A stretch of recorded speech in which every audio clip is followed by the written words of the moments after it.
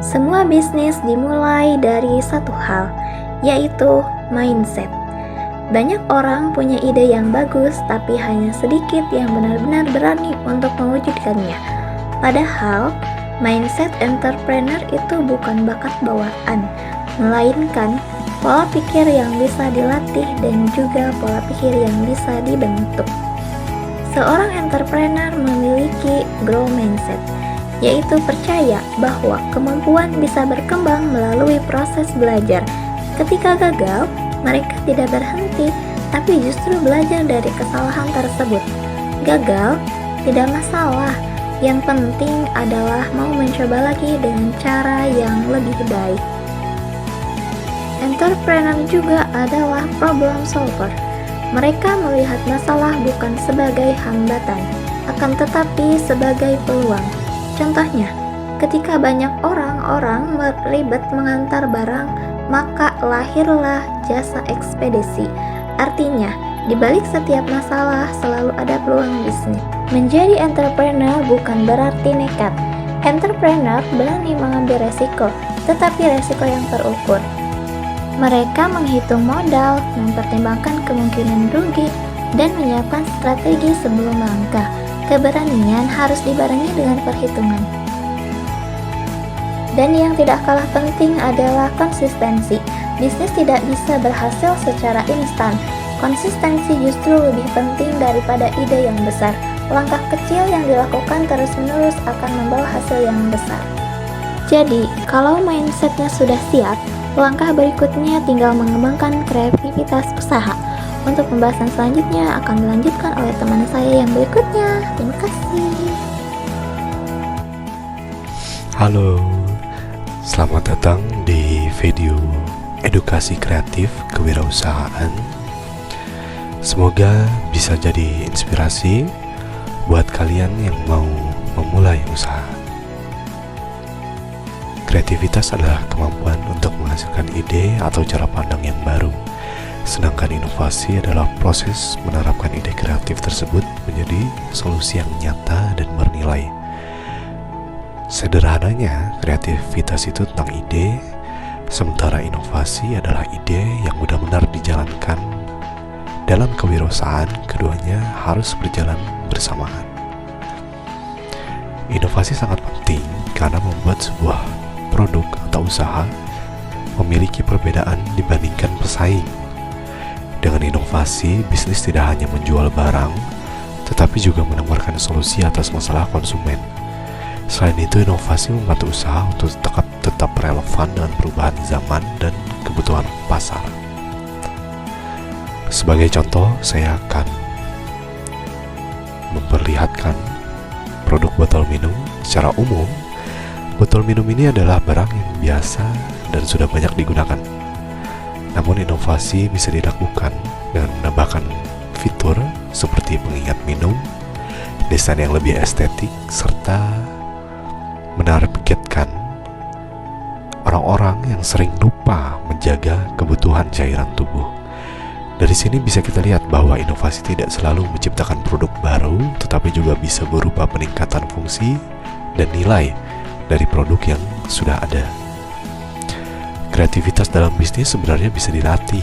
Pertama, dengan observasi, yaitu mengamati masalah dan kebiasaan di sekitar kita. Kedua, dengan modifikasi, yaitu memperbaiki atau menyempurnakan produk yang sudah ada. Ketiga, dengan kombinasi, yaitu menggabungkan dua ide menjadi satu solusi yang baru. Langkah-langkah ini bisa membantu munculnya ide bisnis yang lebih inovatif. Sebagai kesimpulan, inovatif dan kreativitas tidak harus selalu rumit atau mahal. Banyak ide bisnis yang justru lahir dari masalah sederhana dan kehidupan sehari-hari. Yang terpenting adalah berani memulai, lalu terus mengembangkan ide tersebut agar memiliki nilai bagi konsumen. Setelah ide kreatif ketemu, kita butuh rencana bisnis yang jelas. Dan itu bagian teman saya yang berikutnya. Semoga bermanfaat. Jangan takut mulai, karena entrepreneur besar selalu dimulai dari langkah kecil. Assalamualaikum warahmatullahi wabarakatuh. Saya Witri Yuliana akan membahas tentang bisnis model. Nah, ide yang bagus bisa gagal kalau tidak direncanakan. Makanya setiap usaha membutuhkan bisnis model. Yang pertama, kita harus punya customer segment. Kita harus tahu siapa target pasar kita. Contohnya dari umurnya, kebutuhannya, masalahnya apa. Yang kedua, value proposition. Kenapa orang harus pilih produk kita? Apa nilai uniknya? Kita harus tahu. Yang ketiga ada key activity. Hal penting yang harus dilakukan untuk menjelaskan bisnis kita. Yang keempat ada channel. Bagaimana produk sampai ke konsumen? Contohnya bisa di online kan, di offline store, reseller, dan lain-lain. Yang kelima ada cost dan revenue. Nah, biaya utamanya apa dan kita bisa dapat uang dari mana? Nah, contoh singkatnya, kalau jual minuman yang kekinian berarti si nilainya itu jadi unik. Targetnya berarti pelajar atau mahasiswa. Channelnya bisa dari online atau dari outlet kecil. Nah, setelah tahu model bisnis, sekarang kita perlu memasarkan produknya. Itu bagian teman kita yang terakhir. Terima kasih. Bye-bye. Perkenalkan, nama saya Wafa Pitatunisa. Di sini saya sebagai pemateri keempat, yaitu akan menjelaskan mengenai digital marketing dan branding. Di zaman sekarang, bisnis tanpa digital marketing tuh kayak kita buka toko tapi lampunya mati, gak kelihatan teman-teman. Nah, di sini saya akan menjelaskan 4 poin utama dari digital marketing dan branding. Yang pertama yaitu ada branding atau identitas. Mari kita lihat contohnya. Contoh yang aku ambil yaitu dari Sajodo Snack. Nah, dari branding atau identitas ini diperlukan nama. Di sini namanya yaitu Sajodo Snack and Food. Selanjutnya ada logo. Di sini Sajodo Snack menggunakan logo Sajodo. Yang selanjutnya ada warna. Di sini Sajodo Snack menggunakan warna merah ataupun orange dengan filosofi tertentu. Yang terakhir ada gaya komunikasi. Di sini Sajodo Snack menggunakan Linktree ataupun saluran pesan untuk berkomunikasi dengan para pelanggan atau bestie Sajodo. Nah, dengan menggunakan branding atau identitas ini, produk yang kita bikin itu tuh bisa mudah dikenali oleh banyak orang. Yang kedua yaitu ada promosi digital. Kita bisa menggunakan platform digital yang sudah ada, seperti yang pertama ada Instagram. Di sini Instagram bisa digunakan untuk sebagai visual atau storytelling jualan kita. Yang kedua yaitu ada TikTok sebagai video pendek atau konten viral untuk dagangan kita. Yang ketiga ada WhatsApp yaitu untuk pesan cepat, dan yang terakhir ada marketplace untuk jualan cepat.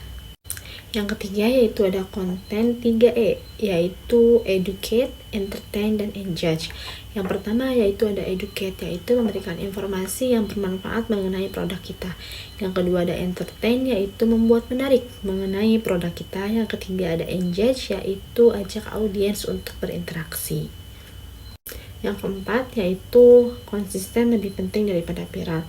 Dengan kita konsisten mengupload video secara rutin, kita akan mendapatkan satu video viral yang dapat menjangkau pelanggan yang lebih banyak.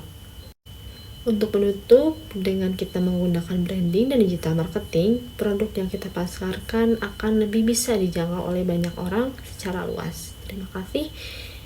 Audio Jungle.